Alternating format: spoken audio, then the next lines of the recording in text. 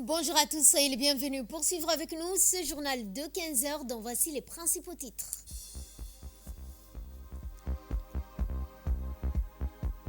Le ministre de l'Agriculture a visité les travaux du forage au PK 51.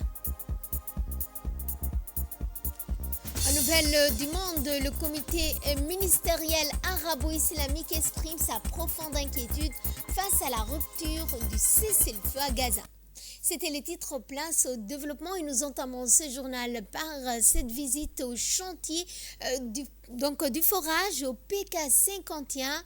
Le ministre de l'Agriculture a visité les travaux de ce forage dans le cadre du projet de lutte contre la soif financé par la Banque de développement africaine.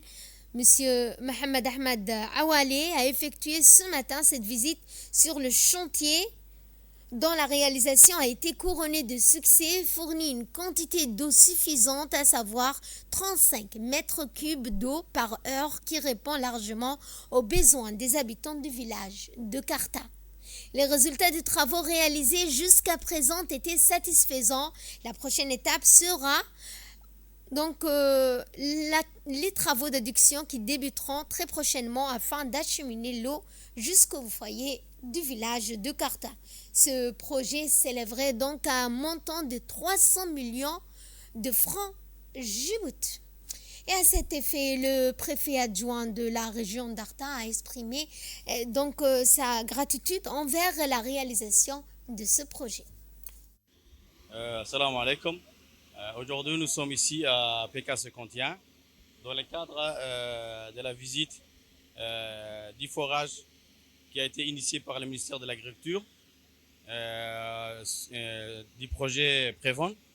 Il s'agit bien sûr d'un projet d'adduction d'eau potable pour la localité de Karta.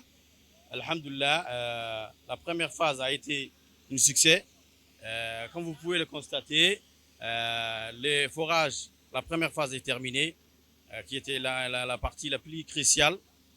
L'eau est disponible d'une façon abondante. Le débit est de 35 mètres cubes.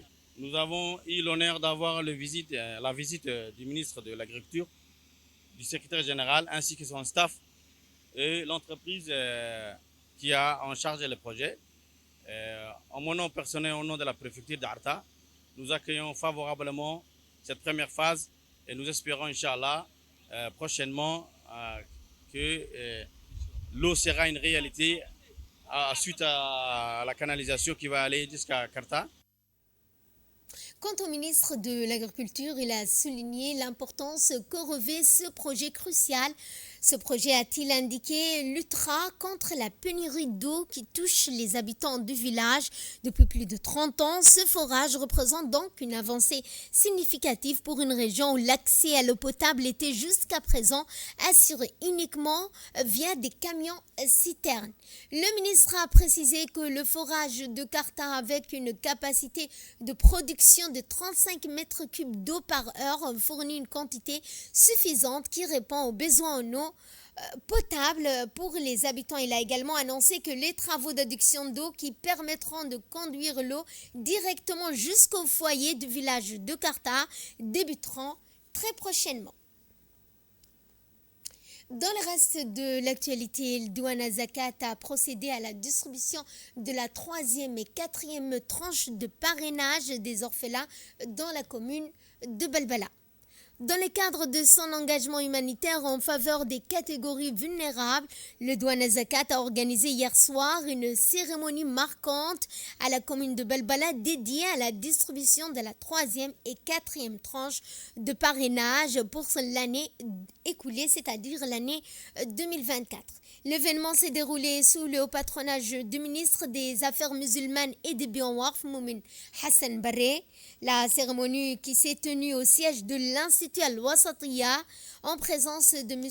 Suleiman Hussein Moussa, directeur général de Douane Zakat, plusieurs hauts responsables du ministère des Affaires musulmanes, de la Douane Zakat ainsi que les ulama étaient présents, soulignant ainsi l'importance que revêt cette initiative dans le cadre d'une action sociale caritative louable. Cette démarche reflète les efforts soutenus déployés par le gouvernement, notamment pour garantir que l'aide parvienne aux bénéficiaires les plus défavorisés de la société. Et en prenant la parole à cette occasion, le ministre a indiqué dans son allocution que ces initiatives s'inscrivent dans la continuité des efforts généreux lancés en 2007 par le président de la République Ismaël Omar Guelleh lors de la célébration de l'anniversaire de notre cher prophète Mohammed sallallahu alayhi wa sallam. Cette initiative vise à offrir une vie décente aux orphelins à travers un programme de parrainage durable répondant à leurs besoins essentiels. Le ministre a mis en avant également la création d'un nouveau mécanisme visant à renforcer la coopération, la coordination entre divers organismes impliqués dans le parrainage des orphelins.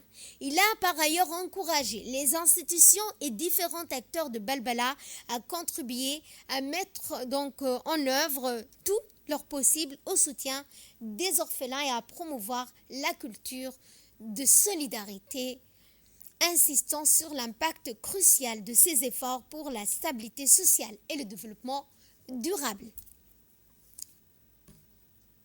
Ensuite, toujours lors de cette remise de la 3e et 4e tranche de parrainage, à la fin de la cérémonie, plus de 700 orphelins de la commune de Balbala ont bénéficié de ces allocations financières, à savoir la 3e et 4e tranche de parrainage. Cette distribution s'inscrit dans le cadre du plan global visant à élargir le cercle des bénéficiaires des programmes de parrainage afin d'englober le plus grand nombre possible d'orphelins dans cette commune. Il convient de rappeler que la douane à Zakat avant le début du mois de Ramadan, le douane à Zakat avait déjà procédé à la distribution de ces allocations financières.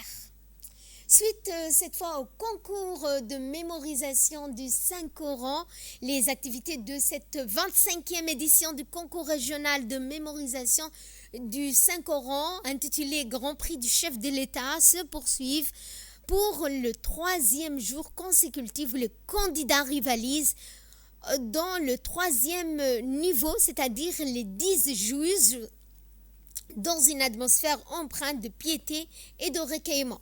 Sous le regard attentif des compétiteurs se présentent un à un devant un jury prestigieux composé d'éminents savants chers dans les érudits d'Al-Azhar.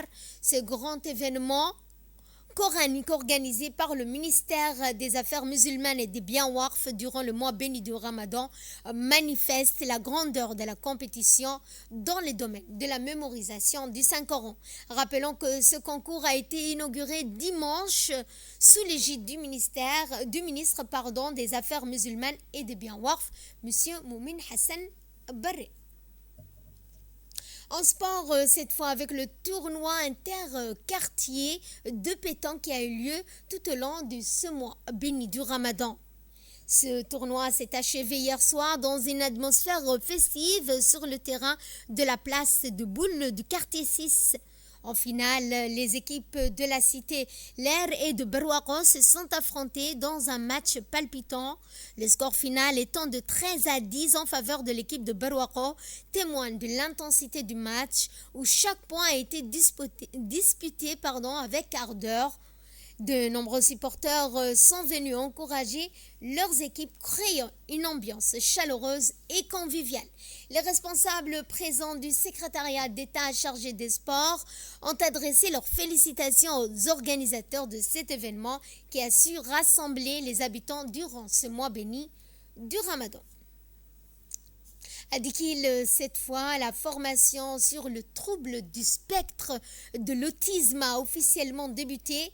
Cette initiative est portée par l'association Autisme, Sport et Loisirs, M. Radouane Mohamed Jama, président de l'association. Cet événement a vu la participation de plusieurs autorités locales, dont le préfet adjoint de Dikil, le président du conseil régional, le secrétaire général du conseil régional, l'inspecteur pédagogique. Cette formation visant à sensibiliser et à accompagner afin de favoriser l'acceptation des enfants autistes par leurs parents. Elle inclut également une formation spécifique des destinations des parents et des éducateurs et éducatrices sur des activités physiques adaptées. Rappelons que l'association Autisme Sport et Loisirs a récemment remporté le Grand Prix du chef de l'État. À Gaza, cette fois, je vous l'annonçais dans les titres, 41 morts de plus dans des bombardements intensifs sur Gaza. L'armée israélienne a frappé l'hôpital Nasser, le plus grand du sud de Gaza, à Khan Younes. Ce bombardement a provoqué un incendie majeur dans le bloc opératoire, tuant 2 personnes et faisant plus de 60 blessés. Parmi les victimes se trouve un adolescent de 16 ans récemment opéré. Ce bombardement survient quelques jours après que l'hôpital ait été bombardé par l'afflux massif de blessés de suite de précédentes frappes aériennes à Gaza.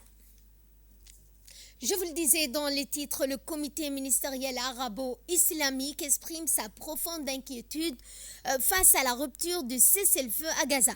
Réuni au Caire, le comité exige bien l'acheminement sans entrave de l'aide humanitaire dans la bande de Gaza et rejette tout déplacement forcé des Palestiniens de Gaza et de Cisjordanie. Le comité ministériel a exprimé sa profonde inquiétude face à la rupture de ce cessez-le-feu selon une déclaration publiée à l'issue de la réunion qui s'est tenue au Caire. Sur ce, notre journal touche à sa fin. Merci de votre fidélité. Excellent après-midi à toutes et à tous.